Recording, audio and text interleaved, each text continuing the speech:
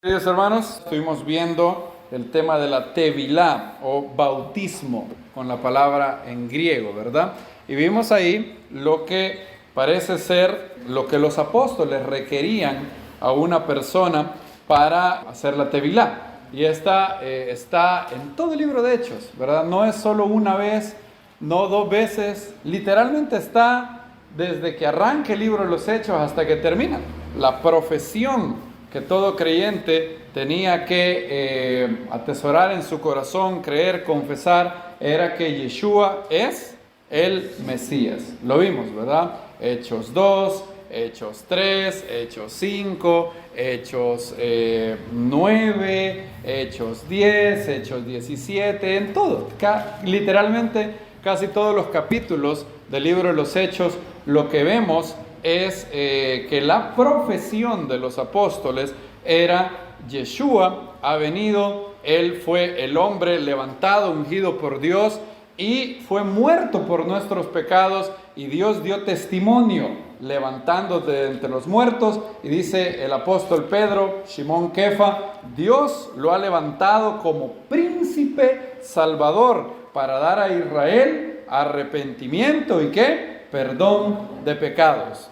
Eso es la profesión que los discípulos hacían. De hecho, en el libro de Hebreos, si mal no recuerdo, hay varias ocasiones donde se menciona el sumo sacerdote de nuestra profesión. Esa era la fe de los discípulos. Está resumido en Romanos 10:9. ¿Cómo dice Romanos 10:9? Si confesares con tu boca que Yeshua es el Señor y creyeres en tu corazón que Dios le levantó de entre los muertos, serás salvo. Cuando el carcelero de Filipos le dijo a Pablo y a Silas, ¿qué debo hacer para ser salvo? Él contestó, debes de creer en un Dios en tres partes. No, ¿verdad? Lo que él contestó fue, cree en el ¿qué? En el Señor Yeshua el Mesías, y serás salvo tú y toda tu casa. Pablo argumentaba con los judíos de Tesalónica y decía, el que yo les predico es el Mesías. Veamos ese verso, por favor, Hechos capítulo 17.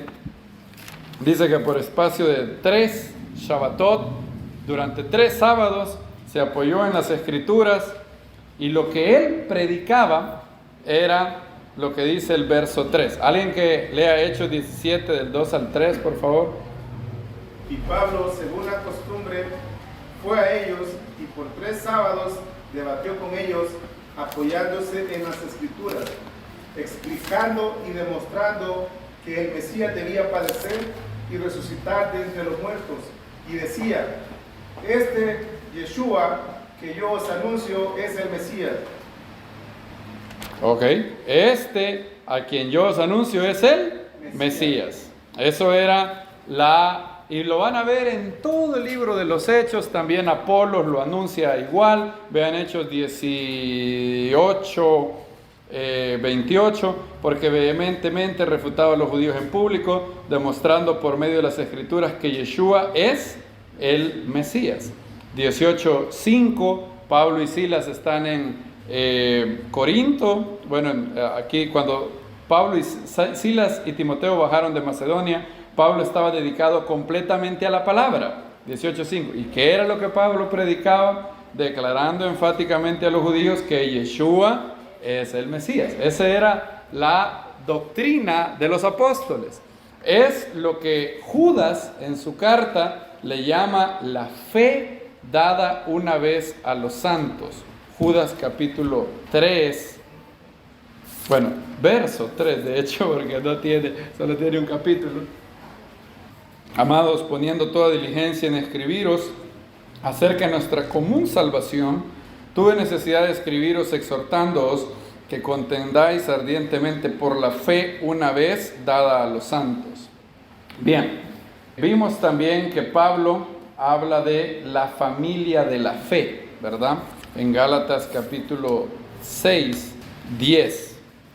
¿Alguien que lo lea, por favor? Así que mientras tenemos oportunidad, hagamos el bien a todos, mayormente a la familia de la fe. A la familia de la fe. Bien, la familia de la fe. ¿Quiénes entran en la familia de la fe? Buena pregunta. Lastimosamente, muchas personas se han alejado de lo que la Biblia enseña sobre la familia y la fe. Cuando los creyentes gentiles, cuando los creyentes no judíos se separaron de la cuna judía, del trasfondo judío de la fe, empezó un proceso de añadirle requerimientos para ser parte de la familia de la fe. Está uno sobre otro, otro, de manera que llegó un punto en donde si usted negaba una enseñanza de, en este caso, la Iglesia Católica, por muy pequeña que fuera, ya se le llamaba anatema, hereje y otras cosas. Ahora, ¿quiénes son la familia de la fe según la Biblia? Lo que quiero hablar hoy es que veamos cuáles son los principios fundamentales de la fe en Yeshua, de tal manera que no puede haber una persona que niegue uno de esos principios básicos y que se pueda decir que es de la familia de la fe. ¿Cuáles son esos principios básicos? Hay claramente, según la Biblia, no según los catecismos o las opiniones de cada denominación, sino según la Biblia, hay cosas que eran básicas, fundacionales, que si una persona las negaba, no se puede decir que sea parte de la familia de la fe. Y yo estuve pensando cuáles son esos, porque hay otros que pueden ser creencias o doctrinas importantes, pero en esas doctrinas podemos diferir. Por ejemplo, hay desde el siglo XVIII más o menos, se ha popularizado en el mundo evangélico una doctrina de el rapto pretribulacionario, ¿verdad? El que cree en el rapto pretribulación cree que no esperamos la segunda venida de Yeshua, la visible, donde todo ojo le verá, sino que 7 años antes de la segunda venida habrá una venida oculta de Yeshua y Él arrebatará y se llevará a todos los creyentes, ¿verdad? Ahora, por 16 siglos, nadie creyó eso en el cuerpo del Mesías. Nadie, literalmente. Y el día de hoy, la inmensa mayoría de teólogos serios, los gigantes de la fe, no creen. William Lane Craig no cree en eso. Michael Brown, Craig Keener, Norman Geisler, la mayoría no creen eso. Solo es una pequeña minoría de Estados Unidos. Pero como en Latinoamérica tenemos mucha influencia de los Estados Unidos, hoy yo diría que, ¿cuál es la probabilidad de que usted vaya a una iglesia evangélica que no crea en el rapto pretribulacional? No, ¿verdad? Todo el mundo cree eso aquí, ¿verdad? Y entonces, si usted va a una iglesia evangélica de aquí de El Salvador, usted va a creer que es básico para la fe creer en el rapto pretribulacional, pero es una minoría de personas que creen eso. Ahora, yo les pregunto, ¿se requiere creer eso para ser considerado creyente genuino? No, obviamente no. Usted puede creer en un rapto pretribulación y ser mi hermano sin problema. Y puede creer que va a haber el arrebatamiento a la mitad de la tribulación y usted sigue siendo mi hermano. Y puede creer, como yo creo, que el arrebatamiento es exactamente el mismo suceso de la segunda venida en gloria de Yeshua y somos hermanos. Eso no es un fundamento de la fe. Hay diferencia en eso. Ahora, ¿cuáles son el contenido de lo que Judas dice, la fe dada una vez a los santos y los que son parte de la familia de la fe? Estuve pensando en esto y por lo menos pude identificar 9. Si alguien puede encontrar otro en la Biblia, yo con gusto lo añado a lo que yo escribí. La profesión de la fe es Yeshua es el Mesías. Ahora, esa profesión, yo creo que Yeshua es el Mesías, implica otros puntos, ¿verdad? Por ejemplo, si yo creo que Yeshua es el Mesías, ¿qué significa Mesías? El ungido. ¿Por quién? Por Dios, ¿verdad? Entonces, obviamente, el primer fundamento de la fe, y cuando digo primero, no estoy hablando en grado de importancia, lo voy a decir así como venía meditando en ellos. Yeshua es el Mesías, es lo que hemos visto en todo el libro de los Hechos. Obviamente, si Yeshua es el Mesías, hay otra cosa que un creyente genuino cree, ¿verdad? Esto es que Dios existe, es todopoderoso y tiene un plan para la humanidad. Porque el hecho que Él haya ungido a Yeshua es que lo ungió para un propósito, ¿verdad? Lo ungió para el propósito de redimir al mundo. Entonces, ese para mí es un principio fundamental de la fe. Cuando hablo de principio fundamental, es que nadie puede negar eso y seguir siendo creyente. Si alguien niega eso, entonces sí es un hereje, es o un apóstata de la fe. Y lo mismo en el judaísmo, por ejemplo, Maimónides dio 13 principios de la fe. Luego, un filósofo judío llamado Joseph Albo escribió un libro que se llama El Libro de los Principios, y él no estaba de acuerdo con Maimónides. Él decía, no, Maimónides ha ido demasiado lejos. Los principios de la fe judía son menos. Hay varios que Maimónides pone ahí que no son correctos. Él Albo hace un muy buen trabajo refutando a Maimónides en algunas cosas. Y Joseph Albo da el concepto su libro se llama Sefer Ikarim, el libro de los principios o de los pilares, de las raíces, de los fundamentos. Y él dice, un principio de fe es un principio tal que si una persona niega eso, destruye la fe. No se puede negar eso y que la fe quede intacta. Hay opiniones que no son principios de la fe. Por ejemplo, ¿qué tal entre creyentes hay una diferencia si los dones del Espíritu de 1 Corintios 12 siguen vigentes o no? Los cesacionistas creen que no. Los que creen en la continuidad de los dones del Espíritu, como nosotros, creemos que sí. Pero yo puedo perfectamente creer que hay cesacionistas que son salvos, sin duda alguna. Sin duda alguna. Esa no es una creencia fundamental. Entonces, ¿qué es un fundamento de la fe? Un principio que es imposible negar y que podamos decir, bueno, él no cree eso, pero sigue siendo creyente, sigue siendo parte de la familia de la fe. Entonces quiero que ustedes piensen, ¿cuáles para ustedes serían principios de la fe? Váyanlo pensando. Yo he sacado 9. 1, Yeshua, y ya dije, no está en orden de importancia ni nada. Mientras me venían los iba escribiendo. 1, Yeshua es el Mesías. ¿Estamos de acuerdo con eso? Nadie puede ser creyente y no creer que Yeshua es el Mesías. De hecho, Juan dice que aquel que niega a Yeshua, ¿quién es el anticristo? ¿Quién es el falso Mesías? Sino aquel que niega que Yeshua es ¿qué? El Mesías. Y el que él niega al Hijo y al Padre, dice. Vean lo que dice primera de Juan 2:22. Yeshua es el Mesías. ¿Tenemos primera de Juan 2:22? ¿Quién es el mentiroso sino el que niega que Yeshua es el Mesías? Este es el anticristo o el falso Mesías, el que niega al Padre y al Hijo. Bien, ¿es el principio Yeshua es el Mesías fundamental para la fe? Sí, clarito. Nadie puede ser creyente y negar eso. Bien, 2. ¿Perdón? Aclara de manera mucho mejor lo que dijo primero. Todo el que niega al Hijo tampoco tiene al Padre, correcto. El que confiesa al Hijo también tiene al Padre. Bien. O sea, que la creencia en Yeshua implica creer en Hashem, ¿verdad? Implica creer en Dios. ¿Dios existe y es todopoderoso y tiene un plan para la humanidad? Sí, ese es un principio fundamental de la fe. 3. El Dios de Israel es el único Dios supremo, creador de todas las cosas, quien dirige su creación y ha hablado por medio de los profetas. Para mí ese es un punto fundamental de la fe. Nadie puede... Es decir, lo que estoy afirmando es que somos monoteístas, ¿verdad? No hay politeísmo. 4. Yeshua resucitó de entre los muertos y es el Señor sobre la creación.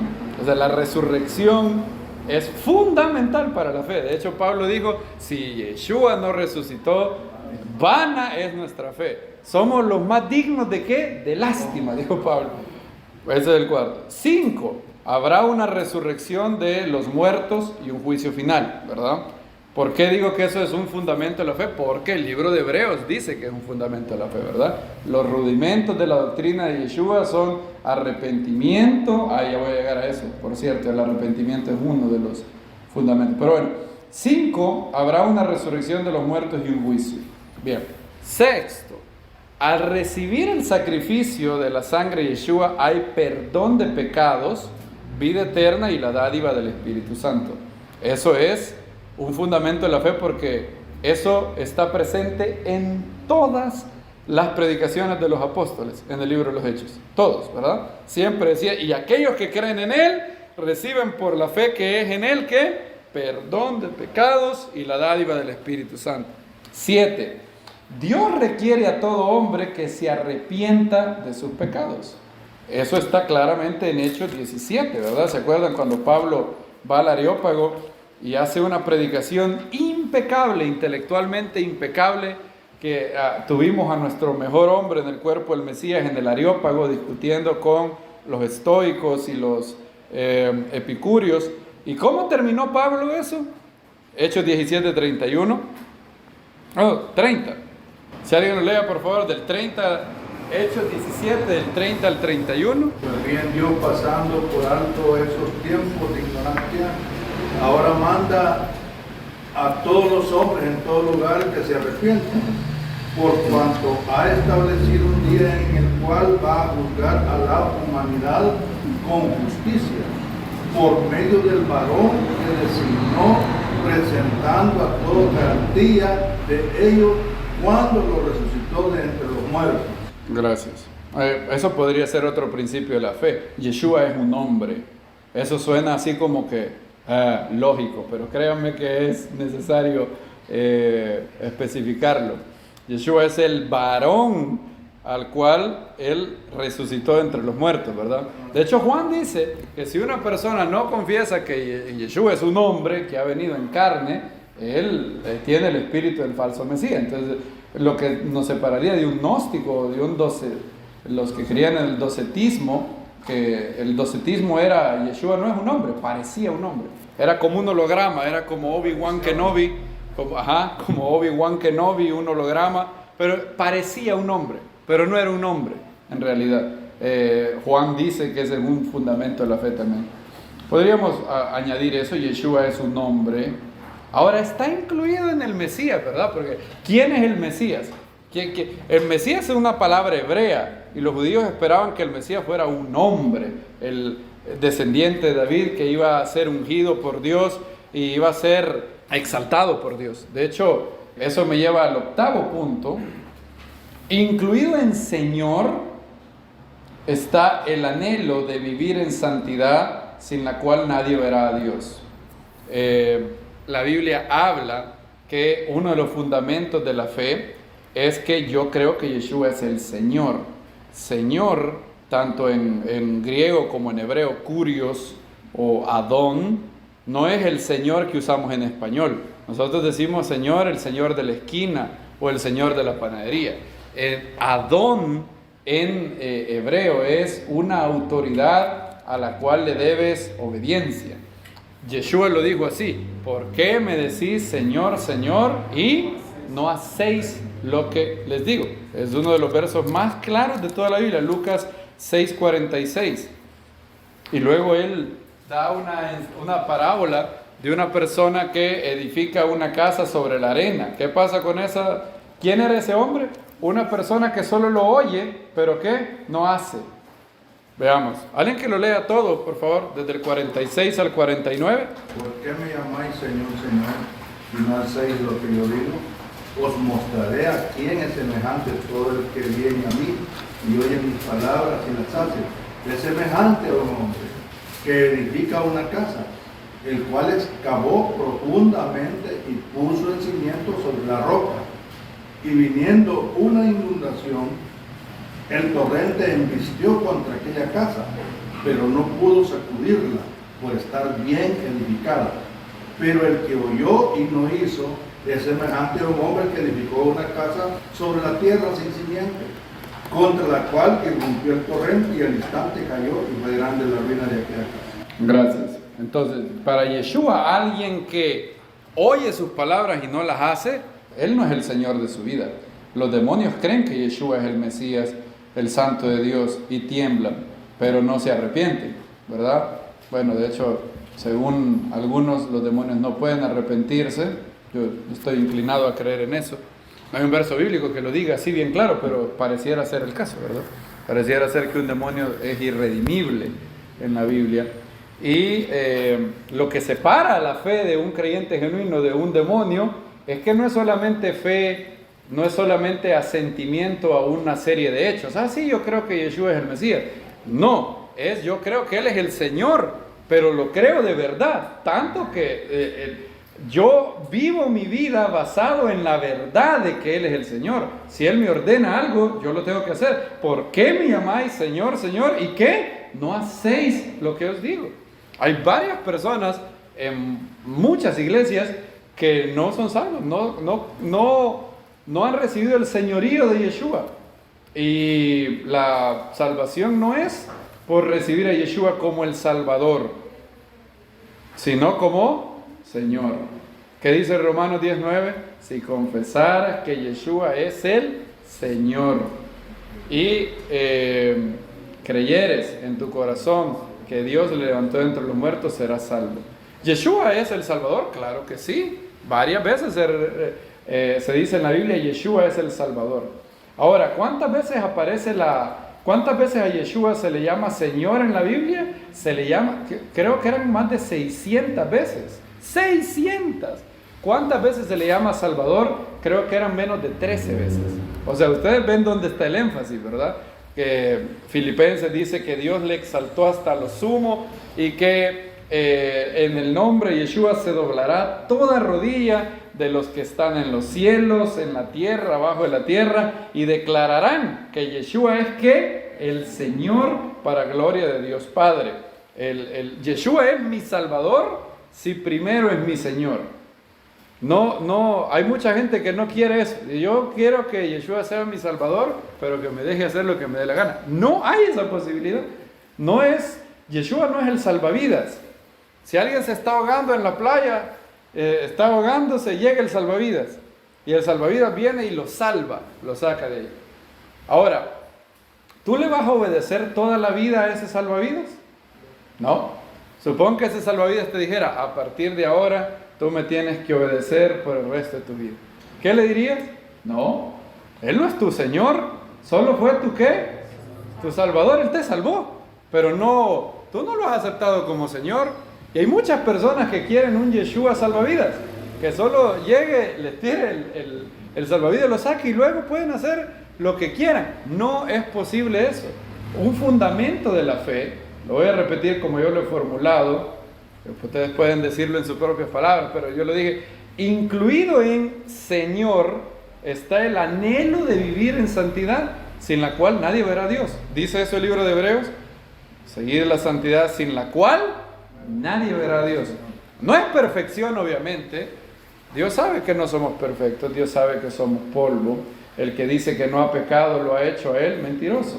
Él sabe que hoy pecaremos, pero lo que diferencia a una oveja de un cerdo es que cuando la oveja cae en el lodo, se siente terriblemente mal y quiere salir de ese lodo. ¿El cerdo qué hace?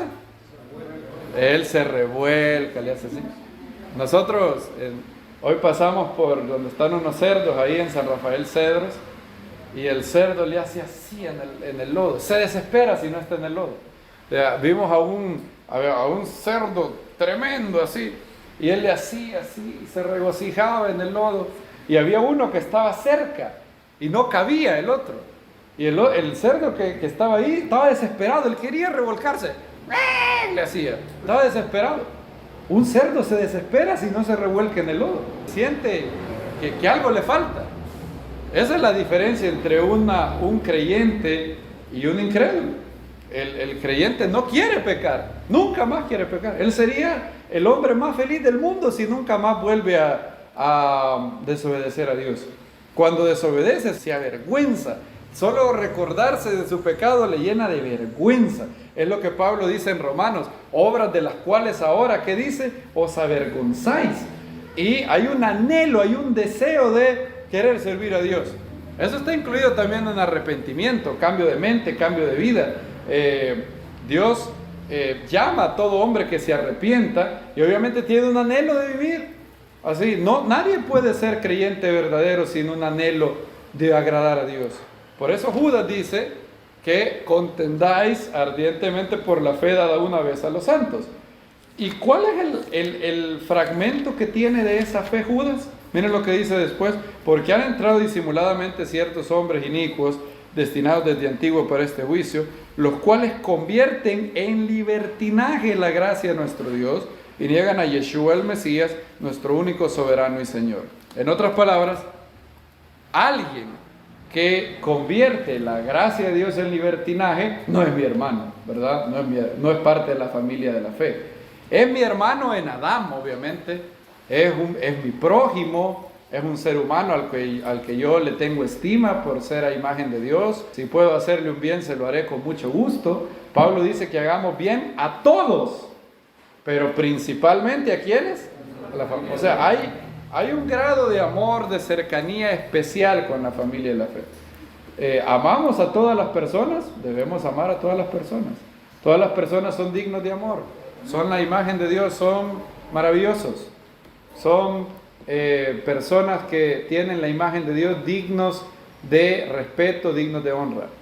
Pero una cosa es eso y otra cosa es ser parte de la familia de la fe.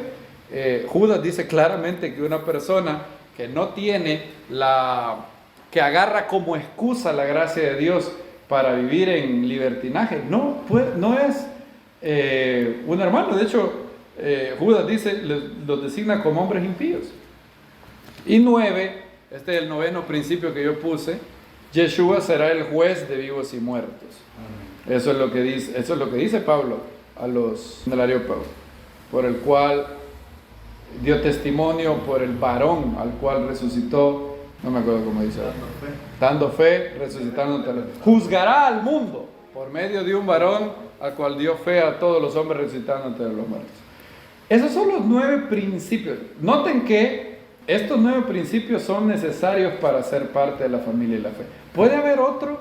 De pronto se me ha quedado alguno. Si alguien tiene otro, podría decirlo, pero yo he pensado, créanme que he meditado en eso. Si usted añade uno más, quiero que se haga esta pregunta antes. ¿Han habido personas genuinamente creyentes en Dios, nacidos de nuevo, hombres santos, que no han creído en ese otro principio, en esa otra creencia? Es algo que fue puesto como necesario para ser creyente por los apóstoles. Eso es necesario antes para convertirlo en un principio fundamental. Ahora, toda creencia que está en la Biblia, toda verdad de la Biblia es necesaria para nuestra santificación. Toda verdad de la Biblia es necesaria para la santificación, para llegar al conocimiento pleno de Dios. Bien, pero una cosa es que todas las verdades que están en la Biblia nos hacen bien, son necesarias para crecer en Dios, para llegar a la plenitud del varón perfecto. Ok, pero esa es una cosa, es una verdad que es necesaria para crecer como hijo de Dios, y otra cosa es una verdad necesaria para llegar a convertirse en un hijo de Dios. ¿Se entiende, verdad? Aquí estamos hablando de un principio fundamental. ¿Qué no es un principio fundamental? Ya mencioné. Si usted cree que el arrebatamiento será antes, durante o después de la tribulación, ¿es ese un principio fundamental de la fe? No. Usted puede creer antes, sin problema, sigue siendo mi hermano. 2, la teoría sobre la cena del Señor. Martín Lutero decía que era la consubstanciación. ¿Es necesario creer una de esas para ser salvo? No. Y lastimosamente Martín Lutero creía que sí.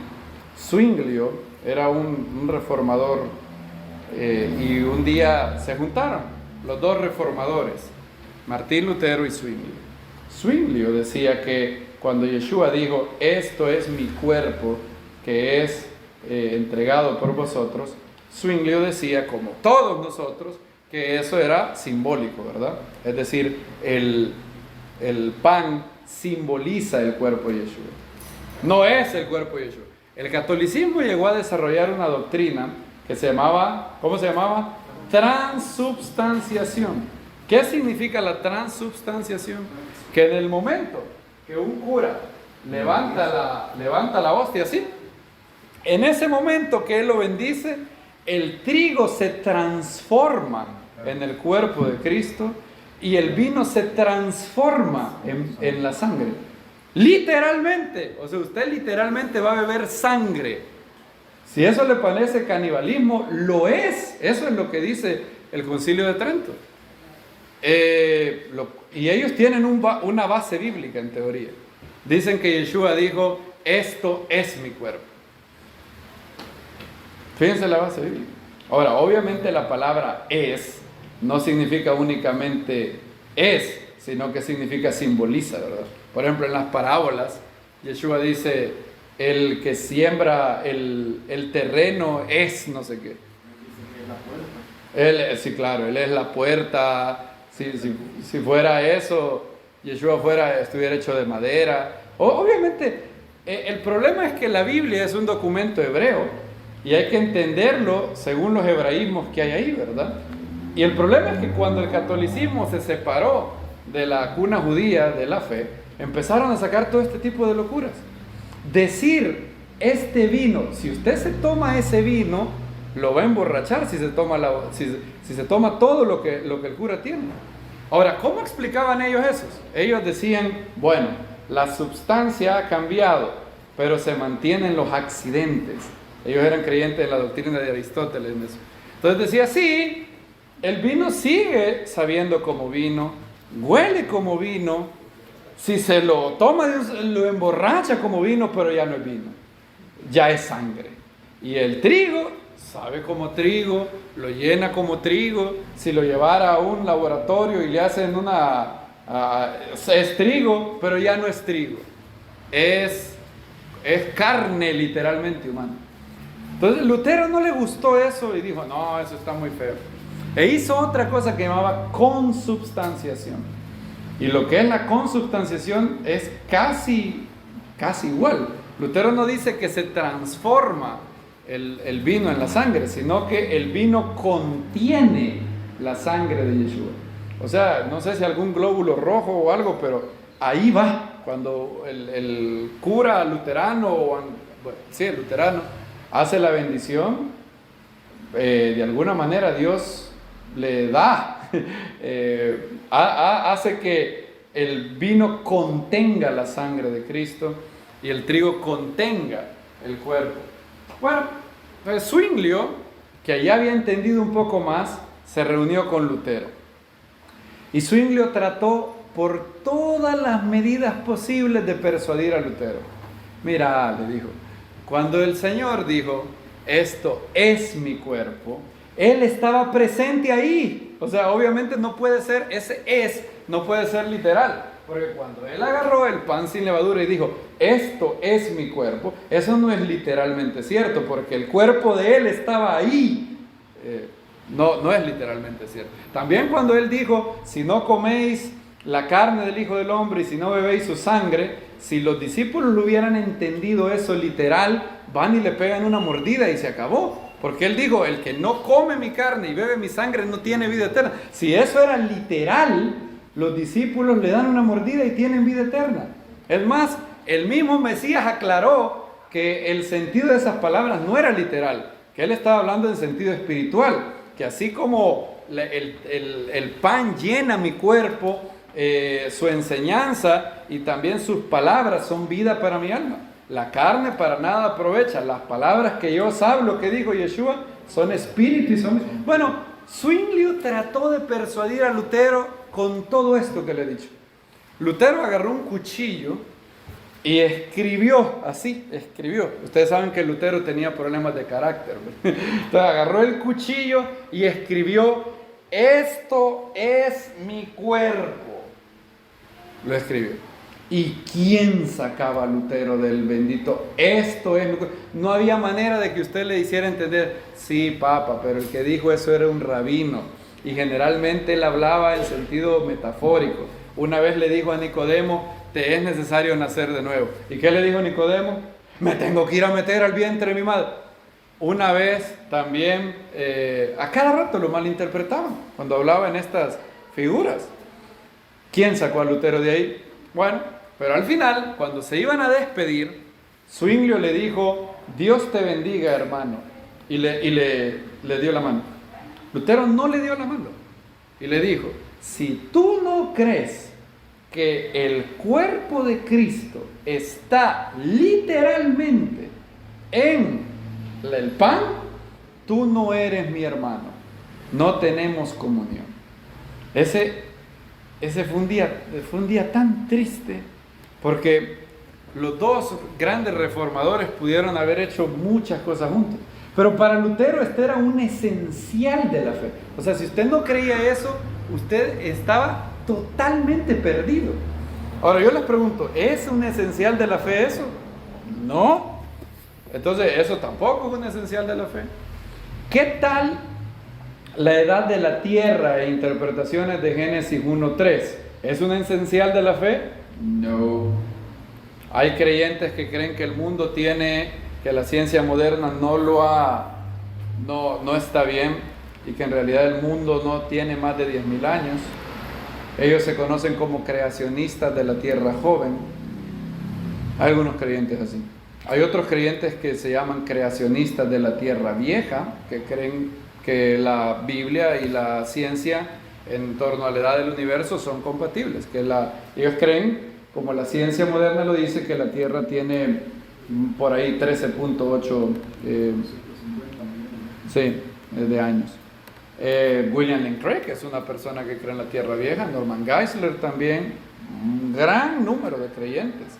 Yo me siento un poco más inclinado al creacionismo de la tierra vieja, pero no tengo una posición al respecto, literalmente. O sea, yo soy libre de seguir la evidencia, donde si el día de mañana se descubre que la ciencia estaba equivocada y en efecto la tierra no tiene más de 10.000 años, ¡qué bueno! Yo feliz. Y si no es así, feliz, no hay problema. Imagínense que la salvación dependiera de tener todo claro de Génesis 1 al 3. ¿Quién podría ser salvo? Imagínense, hay como 47 maneras, literalmente. Creo que una página de los presbiterianos puso las 47 posibles interpretaciones de Génesis 1:3. Algunos creen que los días eran días de 24 horas. Otros dicen que los días eran días revelatorios. No es que Hashem creó todo eso el día 1 fueron 24 horas, no.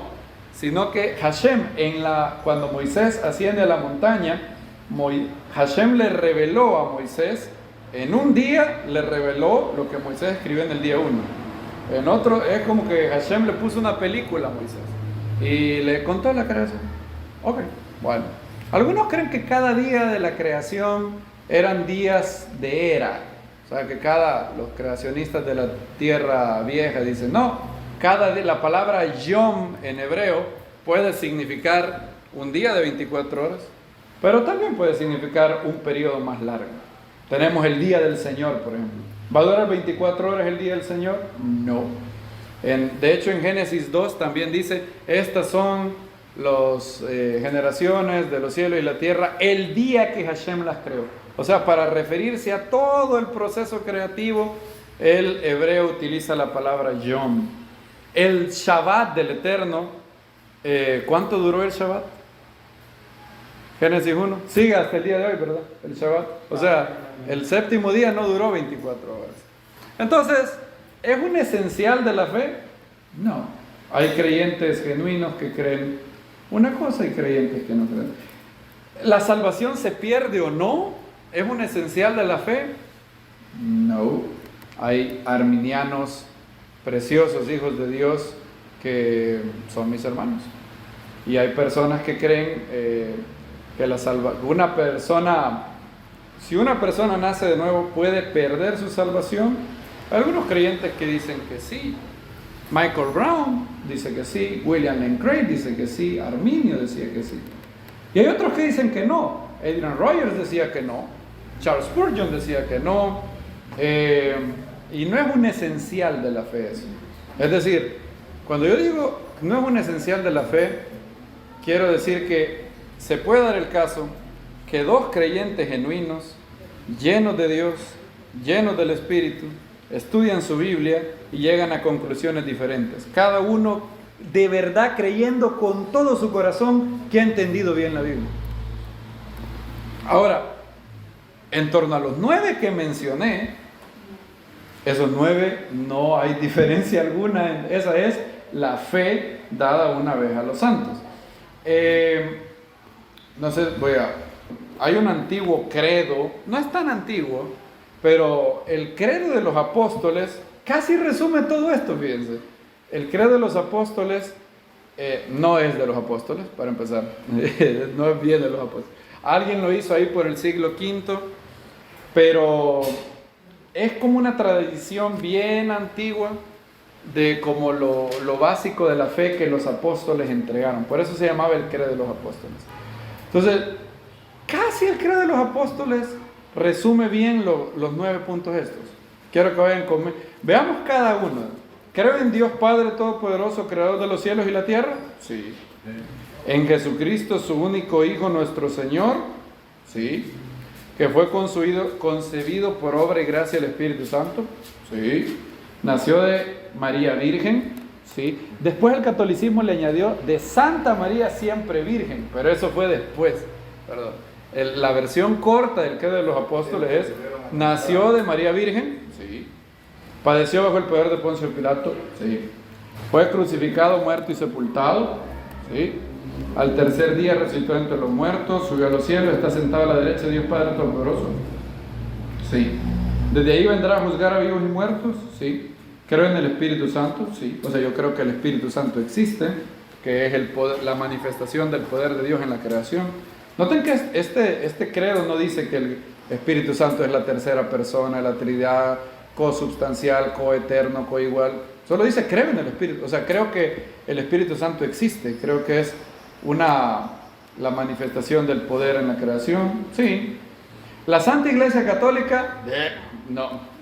Bueno, católica con C mayúscula, no. La institución católica romana, lo menos que es santa esa organización. La organización menos santa de la historia de la humanidad. Ahora, si el credo de los apóstoles quiere decir católica con C minúscula, ¿qué significa católico? ¿Alguien sabe qué es? Universal.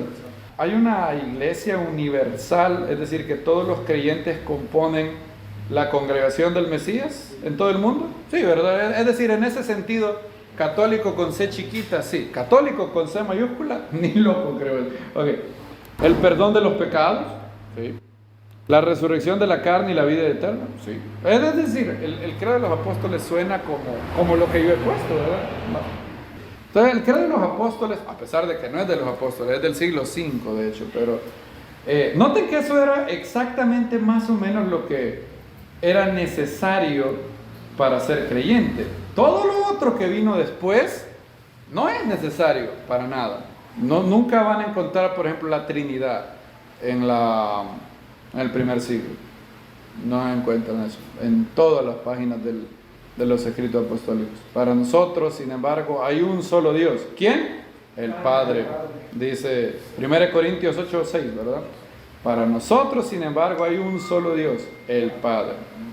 De quien provienen todas las cosas, y un solo Señor, Yeshua el Mesías, por medio de quien son todas las cosas, y nosotros somos por medio de Él. Esta es la vida eterna, que te conozcan a ti, el único Dios verdadero, y Yeshua el Mesías, a quien tú has enviado. De hecho, la Trinidad no se llegó a establecer hasta el siglo IV, casi 400 años después. Ni siquiera en Nicea, fue hasta en Constantinopla. Y de hecho, en el siglo II y en el siglo III no habían creyentes trinitarios. Ellos creían en otra cosa, se llamaba subordinacionismo, y no eran trinitarios. La Trinidad es algo muy tardío, 400 años después, y no es necesario. Nadie en el libro de los Hechos llegó y dijo: les anunciamos que hay un Dios en 3 partes.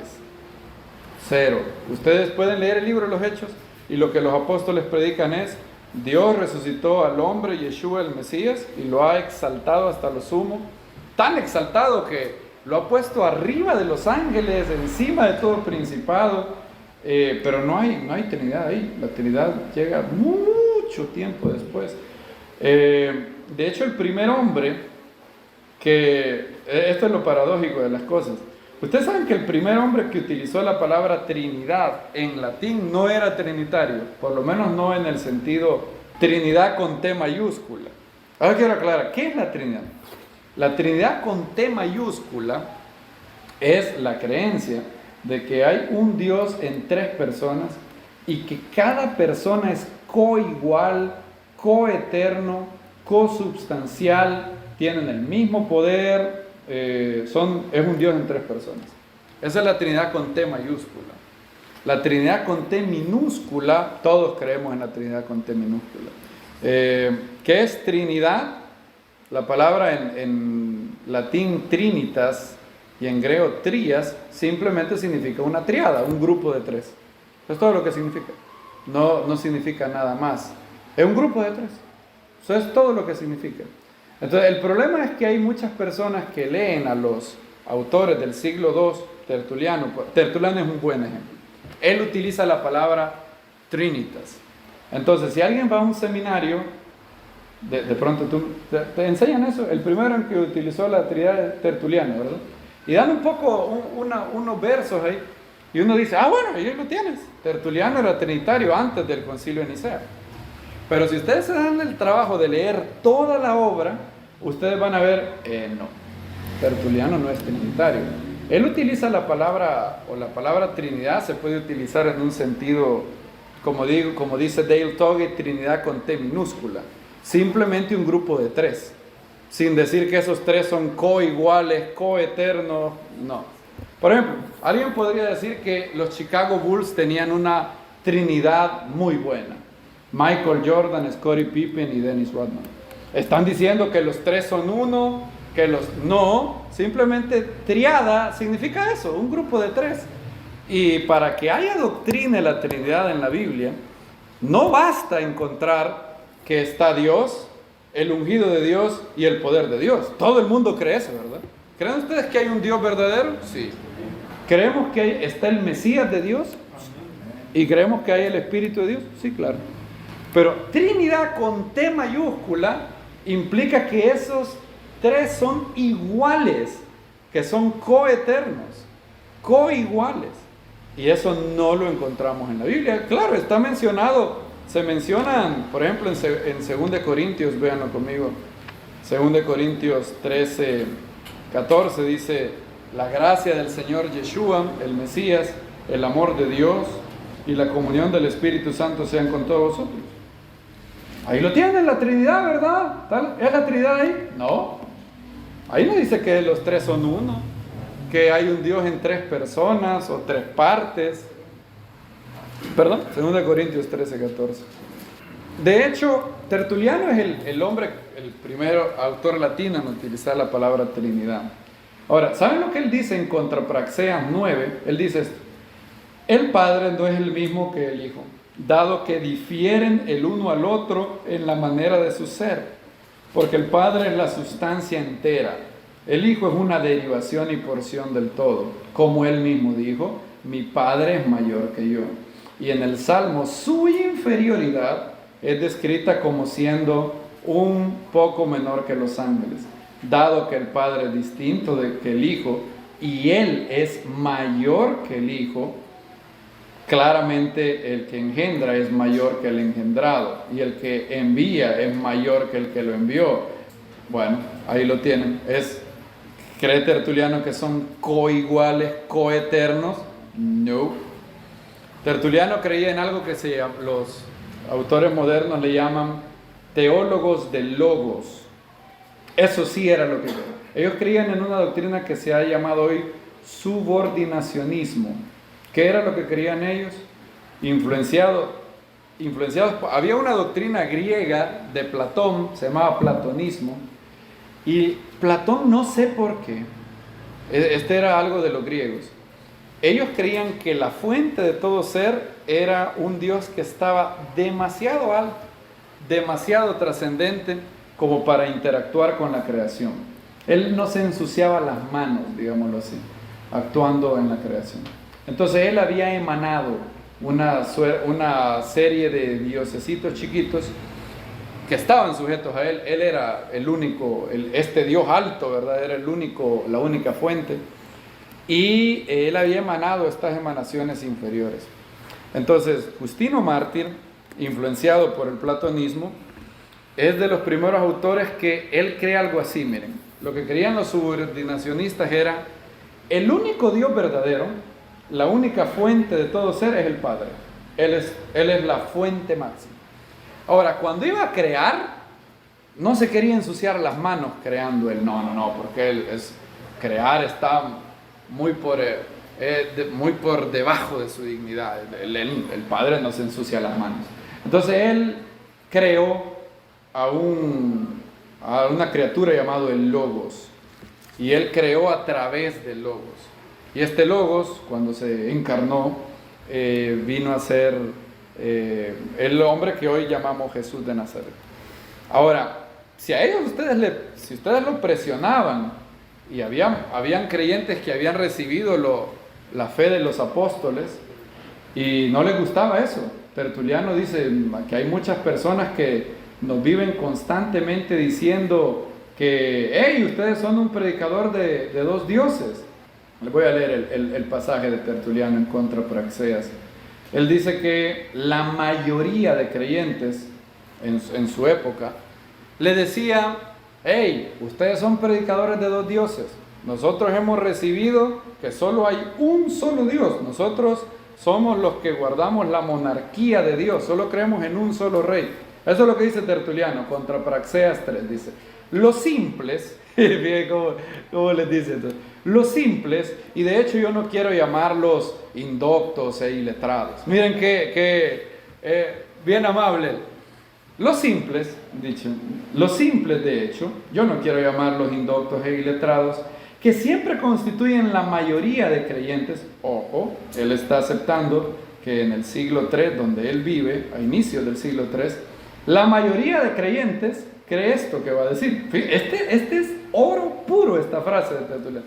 La mayoría de creyentes están asombrados de la dispensación en el hecho de que su regla de fe les prohíbe llegar a la pluralidad de dioses desde el único Dios verdadero, no entendiendo que a pesar de que solo hay un Dios verdadero, se tiene que querer en él según su propia economía, el orden numérico y distribución de la Trinidad. Ellos asumen que hay una división de la unidad, mientras que la unidad, y Tertuliano empieza a decir una serie de incoherencias, pero luego dice, ellos, o sea, ¿quiénes son ellos? La mayoría de creyentes, ¿verdad? Los simples, los que él hace el favor de no llamarles indoctos e iletrados.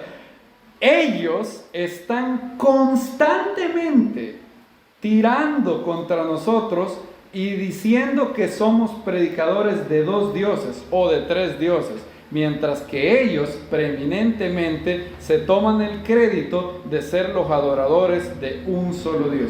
¿Habrá una admisión tan cándida de esto? Aquí Tertuliano te está diciendo lo siguiente: la inmensa mayoría de creyentes a inicios del siglo III, cuando Orígenes, Tertuliano y Irineo empezaron a decirles esto de sí hay un solo Dios verdadero, pero emanó a un Dios chiquito que se llamaba el Logos, y a través de este Logos creó el todo. ¿Qué les decían la mayoría de creyentes? No me dan los números. Eso no es lo que nos enseñaron los apóstoles. Los apóstoles nos enseñaban que solo había un solo Dios verdadero. Ahora, lo curioso es lo que ellos respondían. Lo que Tertuliano, Orígenes, Irineo respondían. Cuando ellos encontraban esta reacción de la mayoría de creyentes, el oro también es como ellos respondían. La mayoría de trinitarios modernos no responderían como respondían ellos. Por ejemplo, a Orígenes de Alejandría, él también dice que había creyentes que les hacían, eso no es lo que de nosotros recibimos.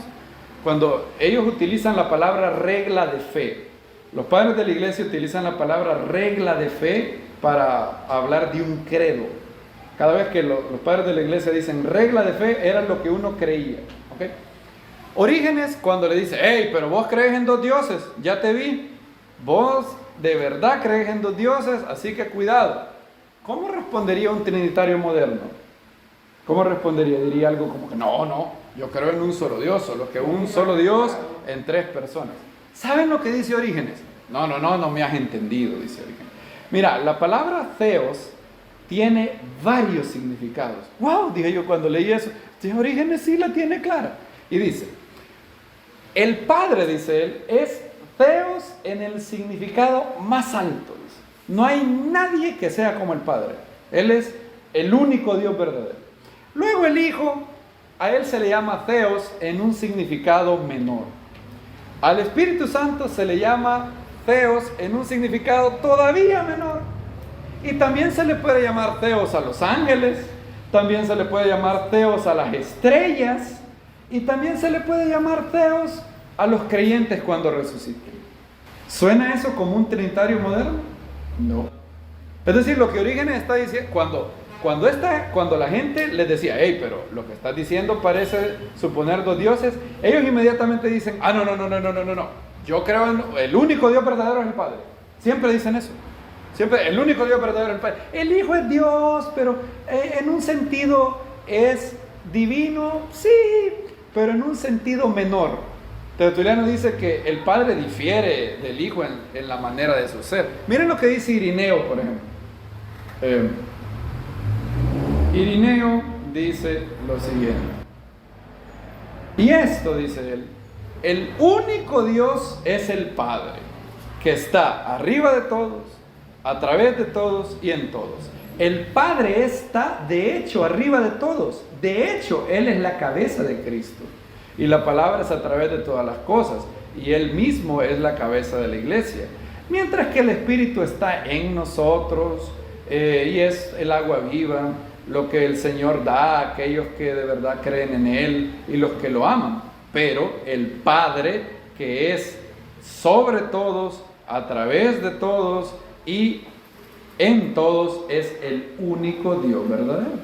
¿Suena eso como Trinidad? No. ¿Quién dice Irineo que es el único Dios verdadero?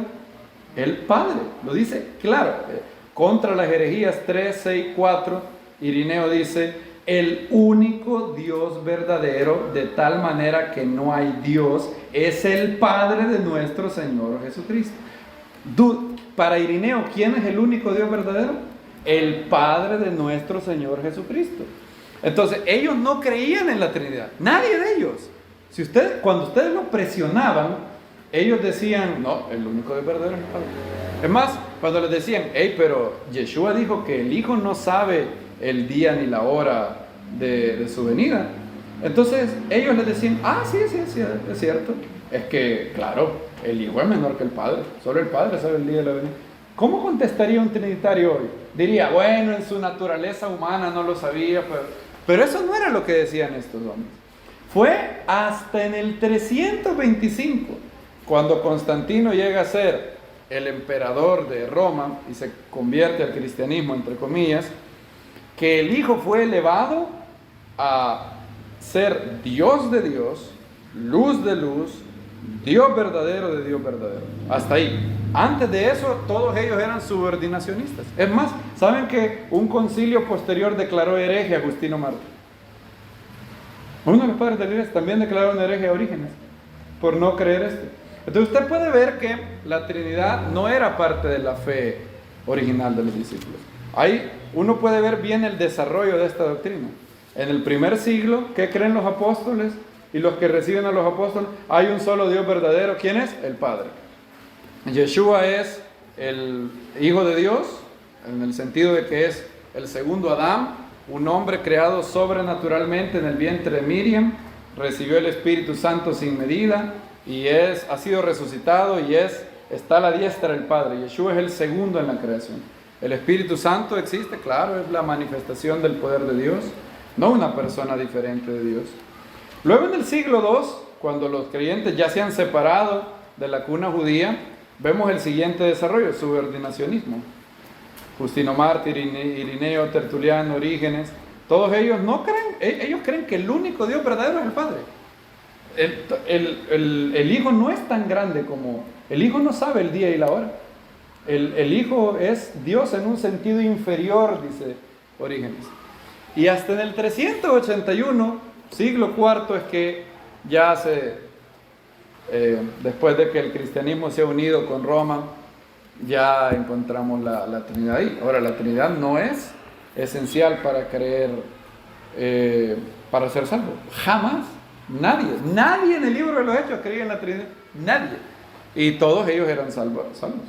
Les voy a hacer una pregunta. En el Areópago, ¿Pablo alguna vez mencionó la Trinidad? ¿Hay un Dios en 3 personas? Nunca. Y fue salva la gente ahí. Leamos lo que dice Hechos 17. Pablo menciona, hay un Dios, ustedes son muy religiosos. ¿Se acuerdan lo que les dijo? Yo les vengo a anunciar al agnostos theos, al Dios no conocido, dice en griego.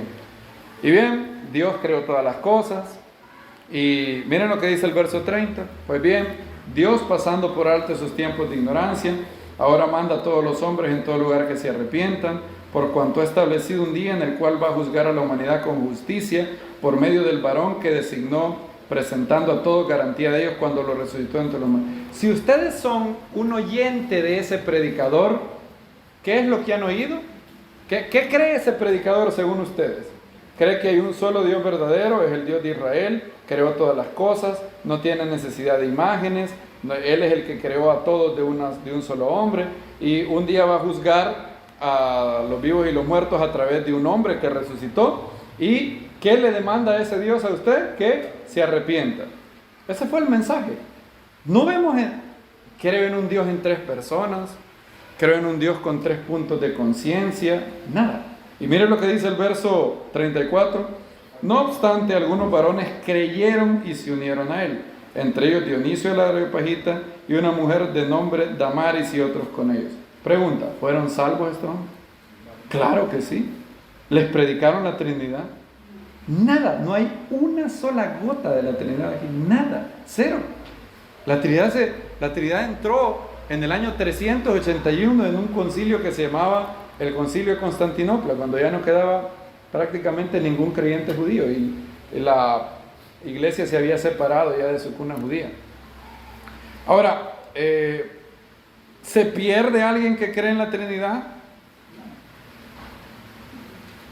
A mí me parece que no. A mí me parece que no. Lo que pasa es que solo se ha adoptado como tal. Cuando alguien ya viene a la revelación así explicadito, Sí. por ejemplo, uno cambia de parecer. Sí. Ahora, yo creo que si alguien cree sinceramente que la Trinidad es cierta, es la manera sincera. Él lee la Biblia y dice, no, es que la Trinidad, si con toda la sinceridad de su corazón, él cree que la Trinidad es la mejor manera de interpretar la Biblia, esa persona es salva. ¿Está en un error? Sí, sin duda. ¿Es un cuasi hereje? Sí, casi. Sí, es un cuasi hereje salvo, en mi opinión. Yo fui salvado de mis pecados creyendo en la Trinidad. O por lo menos creía en la Trinidad. ¿Quién sabe? El problema con la Trinidad es que en realidad nadie cree en eso. ¿Saben que nadie cree en la Trinidad? Porque en realidad nadie sabe qué significa. Ese es el gran problema. Es más, esto lo acepta un teólogo. Les voy a leer lo que dice un teólogo trinitario. Un teólogo trinitario dice lo siguiente. Este es un gran teólogo trinitario. Se llama Karl Rahner. Y él dice, en 1970 él dijo, a pesar de la confesión ortodoxa de la Trinidad, los cristianos son, en la vida práctica, casi monoteístas prácticos, meros monoteístas. Ellos admiten que creen en la Trinidad, pero en realidad, si mañana la Trinidad fuera refutada, ellos siguieran viviendo sus vidas como si nada hubiera pasado. Y en realidad eso es. Hay muchas personas que sospechan que no hay ninguna persona hoy en día en las iglesias que de verdad cree en la Trinidad. Si ustedes les preguntan, ¿usted cree en la Trinidad? ¿Cree en el concilio de Nicea, en el concilio de Constantinopla? Sí, yo creo. Saber qué es eso, pero yo creo. En realidad no creen nada, porque no entienden la Trinidad. Es más, nadie entiende la Trinidad. El propio William Lane Craig, para definir la Trinidad, dice que la mejor analogía para la Trinidad es el cancerbero, el perro del infierno que tenía 3 cabezas. Él dice que esa es la mejor analogía para la Trinidad, y yo creo que tiene razón, porque la Trinidad dice que hay un solo ser que tiene 3 puntos de conciencia. Suena como un Dios de 3 cabezas. Sí, ¿verdad? El cancerbero tenía 3 puntos de conciencia, ese Pedro mitológico, sí, ¿verdad? Tenía 3 cabezas. Imagínate, cuando el mejor apologeta de la Trinidad tiene que decir eso, uno sabe que la Trinidad está en peligro. Entonces yo creo que si una persona cree con todo su corazón que la Trinidad es cierta y Yeshua ha lavado sus pecados, yo creo que él está cometiendo un error. Yo creo que en un sentido tiene idolatría conceptual, es un error, pero no creo que es un error imperdonable, no es un pecado imperdonable, porque yo diría que sí es idolatría conceptualmente. Ahora, no sé, me queda la duda. No, me queda la duda. Joseph Albo tiene una definición de quién es un hereje que creo que él está en la pista correcta. Ustedes deciden. Él dice que, esta es la definición de un hereje para él. Dice, esta parece ser la visión correcta mantenida por los rabinos del Talmud, porque hablando de Elisha ben Abuya, ellos citan la expresión bíblica, retornen, oh hijos rebeldes, y como manera de comentario, dicen ellos, excepto Elisha Ajer, que conoce a su Creador y deliberadamente se rebela contra él. Entonces, ellos indican claramente que un hombre solamente es un hereje si conoce la verdad, la ve claramente y deliberadamente la niega. Él pertenece a la clase de los impíos cuyo arrepentimiento es rechazado.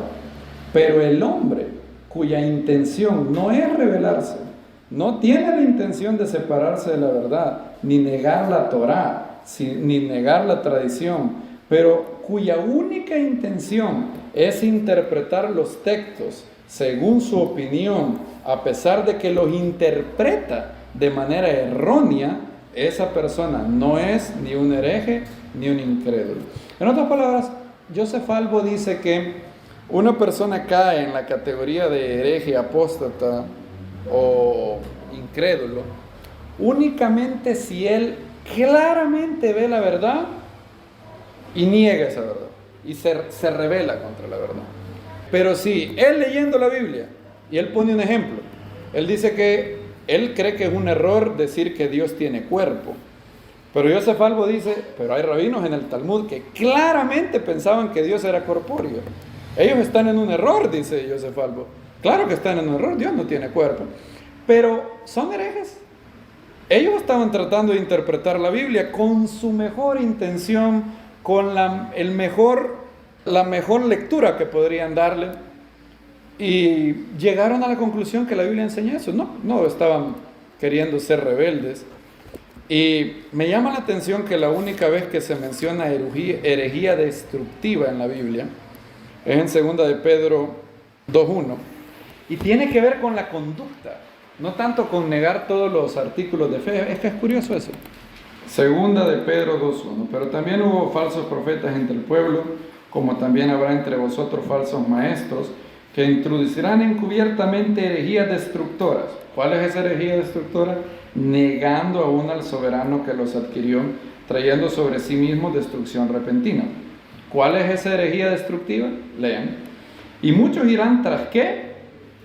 Lascivias de ellos, por causa de los cuales será difamado el camino de la verdad. Y si ustedes siguen leyendo, verso 14, tienen los ojos llenos de adulterio, insaciables de pecado, seduciendo a las almas inconstantes, teniendo el corazón habitado de la codicia, hijos de maldición. Vean el verso 13, teniendo por placer el libertinaje a pleno día, son inmundicias y manchas que se recrean en sus errores. Es decir, Pedro pareciera llamar a alguien que tiene una herejía destructiva, una persona que está en rebelión activa con Dios, y una creencia que al mantenerla irremediablemente te lleve a una conducta inmoral.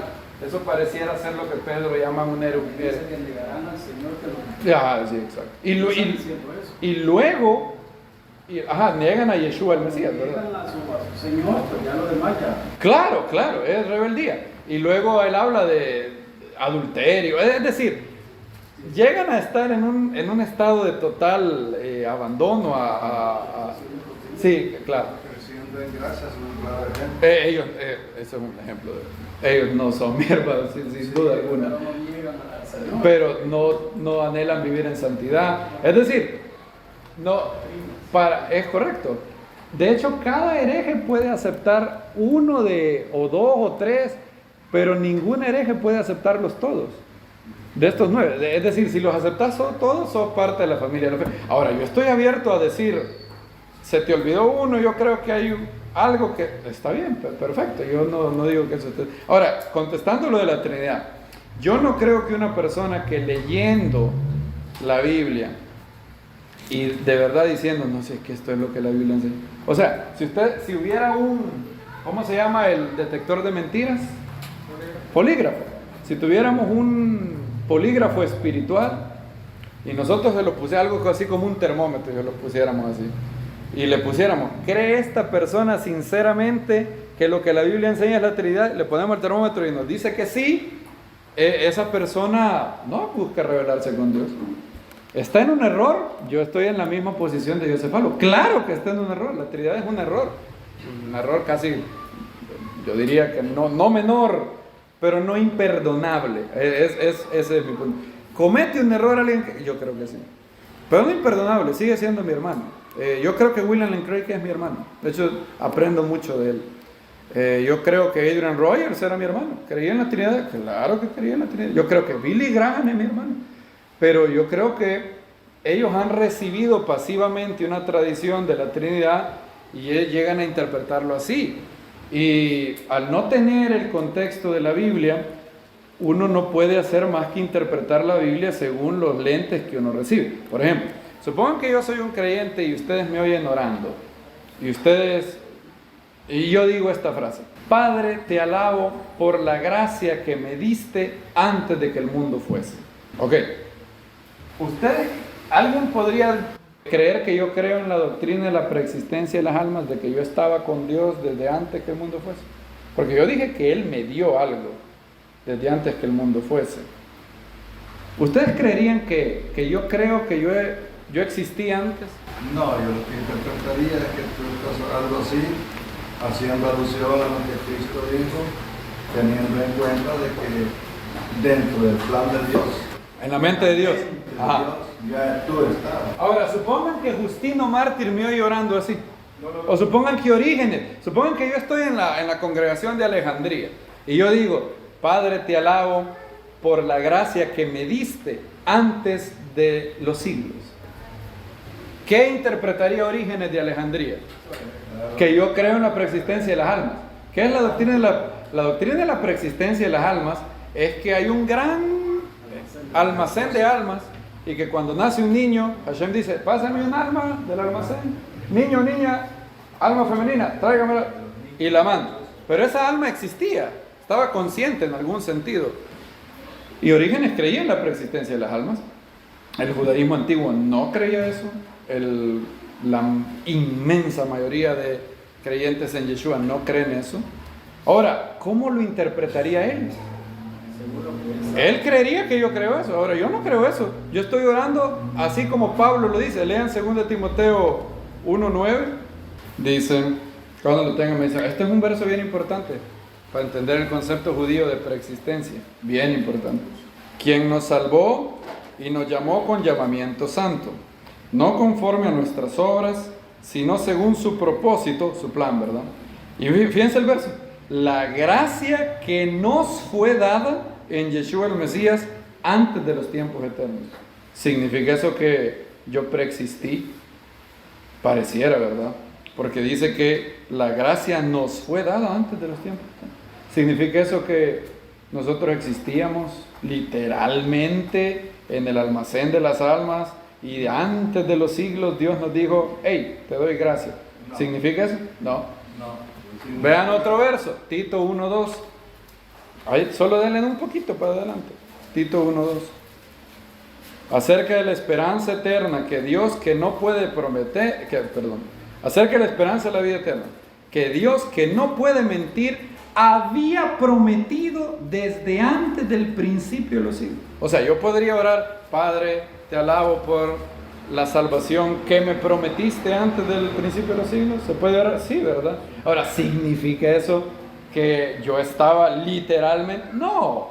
Hay un concepto judío que se llama la preexistencia en la mente de Dios. Cuando es un poco raro para nosotros en el mundo occidental eso. Pero cuando un judío quería decir que algo era bien importante en el plan de Dios, o sea, no era algo así accesorio, no, algo era bien importante.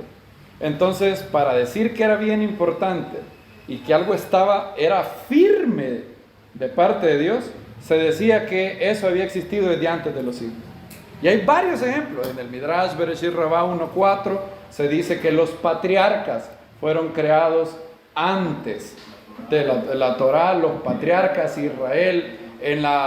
Bueno, un día vamos a ver todo eso en otra predicación, porque se nos ve el tiempo, el concepto judío de preexistencia. Pero se resume en eso.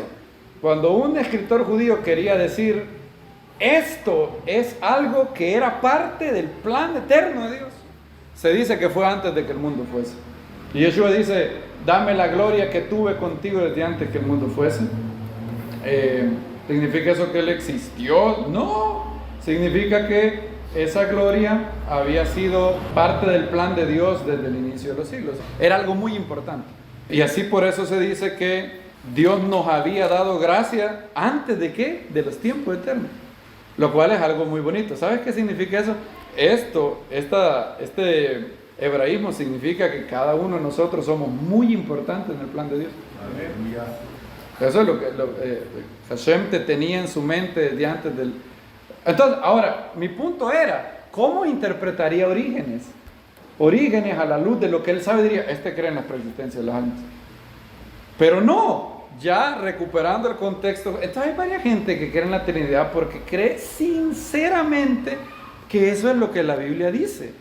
Yo entiendo, yo no digo que la gente es estúpida al creer en la Trinidad, yo entiendo por qué creen en la Trinidad. Es más, para terminar de malmatar, no saben griego, no saben hebreo, y tienen versiones que algunas veces tienen un error de traducción. Por Romanos 9.5 dice, de los cuales vino en la Reina Valera. La Reina Valera dice, de los cuales vino el Mesías, el cual es Dios, dice, bendito por los... Pero eso no dice así en griego. En griego dice, de los cuales vino el Mesías.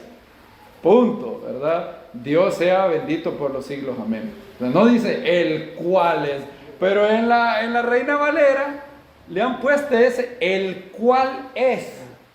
Entonces, Hashem condenaría a alguien que no sabiendo eso, cree con todo su corazón. No creo.